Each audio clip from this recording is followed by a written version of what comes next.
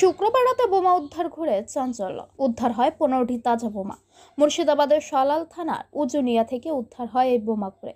বোমাগুলো উদ্ধার হওয়ার পর শনিবার সকালে সালার ক্যানেল পাড়ে নিষ্ক্রিয় করল জেলা বোম ডিসপোজাল স্কোয়াডের সদস্যরা। মুর্শিদাবাদ জেলা পুলিশ সূত্রে জানা গিয়েছে, গোপন সূত্রে খবর পেয়ে সালার থানার পুলিশ উজুনিয়া গ্রামের চামড়াই পুকুর পাড় থেকে 15টি তাজা বোমা উদ্ধার করে। কে বা কারা কি উদ্দেশ্যে বোমা মজুত করেছিল তার তদন্ত শুরু করেছে সালার থানার পুলিশ। তবে বোমা উদ্ধারের ঘটনায় এলাকায় ব্যাপক চাঞ্চল্য ছড়িয়েছে এবং এলাকার মানুষ আতঙ্কিত। পঞ্চায়েত নির্বাচনের আগে বোমা উদ্ধার যেন নিত্যদিনের ঘটনা হয়ে দাঁড়িয়েছে। বারবার বোমা উদ্ধারকে কেন্দ্র করে প্রশ্ন উঠতে শুরু করেছে মুর্শিদাবাদ জেলার বিভিন্ন জায়গায়।